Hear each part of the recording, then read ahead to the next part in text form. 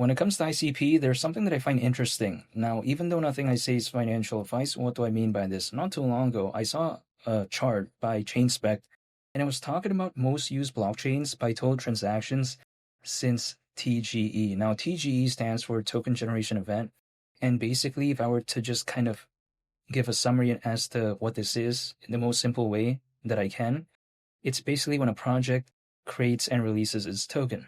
So yeah, just for an example, we take a look at Bitcoin. According to this chart, the TGE was around 17 years ago. So again, yeah, that's kind of just the example there. But besides that, what is glaringly kind of obvious when we see this chart right here?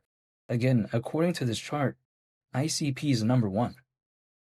That's very surprising. Let's just think about this, right?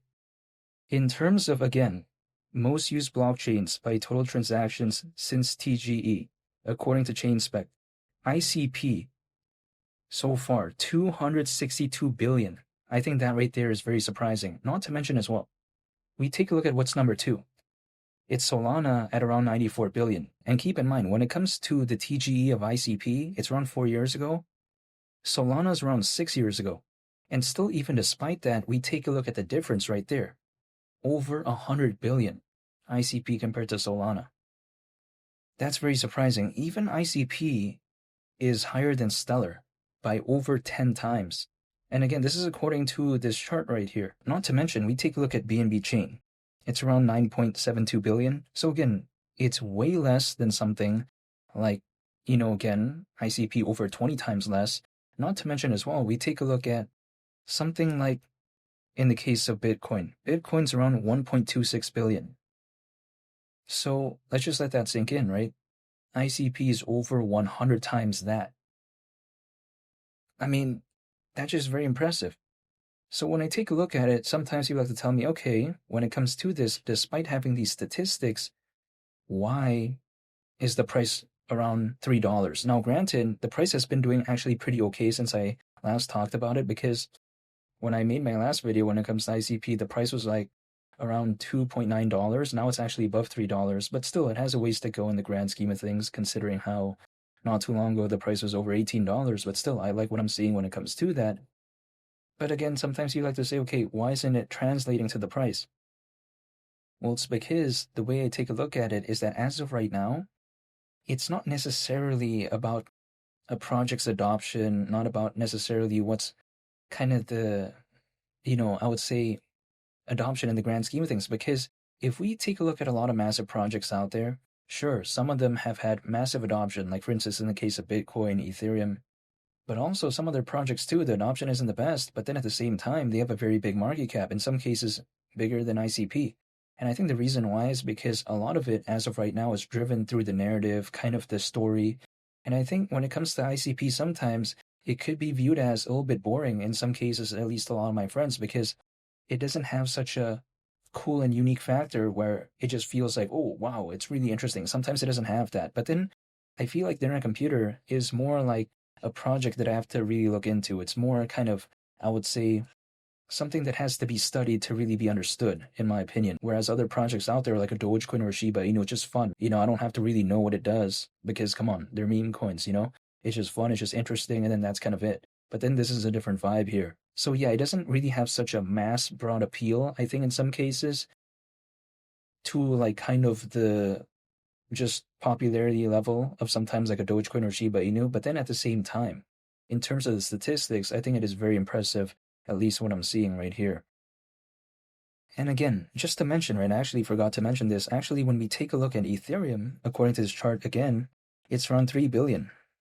So yeah, again, something like ICP just absolutely, overshadows that by a whole lot. At around, again, 262 billion. So yeah, when I take a look at something like the internet computer, I don't think it's such a bad thing. Keep in mind, we see these statistics right here, right? And this is on top of Caffeine AI being, I think, somewhat hypothetically a pretty big narrative for it moving forward. Because let's face it, what is the biggest thing as of late that's happened for the internet computer, I think, in the last year or even 2 years?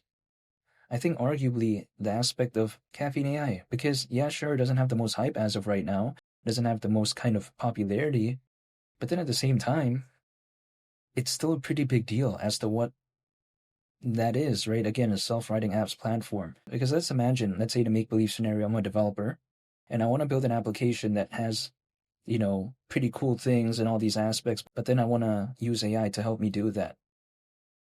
Can't Caffeine AI maybe be chosen? Who knows? But it wouldn't surprise me. Let's think about this. There's many massive projects out there that are focused on AI, let's say, just generally speaking, right? What is the adoption looking like? What are they really doing when it comes to AI? They just say, we're focused on AI. But what are they doing? You know what I mean? At least when it comes to Caffeine AI, it has an objective, it has a plan. Some other projects out there, yeah, we're focused on AI. And then suddenly the market cap's very massive. But focus on what when it comes to AI? There's a lot of possibilities there. Like, what are they focused on? And then it's so ambiguous. I take a look at the site and stuff like that. They're just saying, we're going to be this next cool thing in the AI space. Like, yeah, what though, right? What are they doing? I don't know in some cases, and they don't even say it, so how would I know?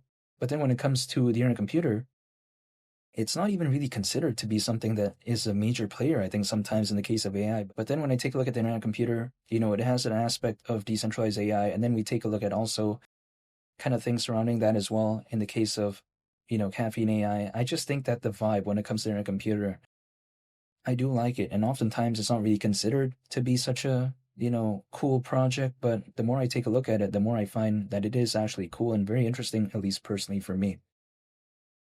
But overall, when I take a look at, again, the aspects of Caffeine AI, when I take a look at these statistics, I don't think the internet computer is that bad. And again, the internet computer is not a project that really just wants to kind of, I think, not really care about other things because some other projects out there, they just want to stay in their own kind of lane and they don't really want to kind of branch out or anything. But then when I take a look at something like that on a computer, we take a look at the Solana integration when it comes to ICP.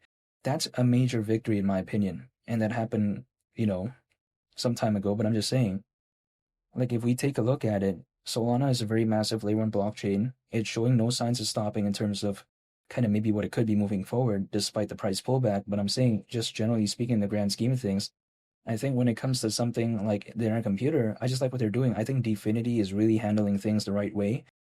And I'm just staying patient as of right now. And keep in mind, right, again, ICP at the price of $100, considering current circulating supply and market cap, would be around 54 billion at that point.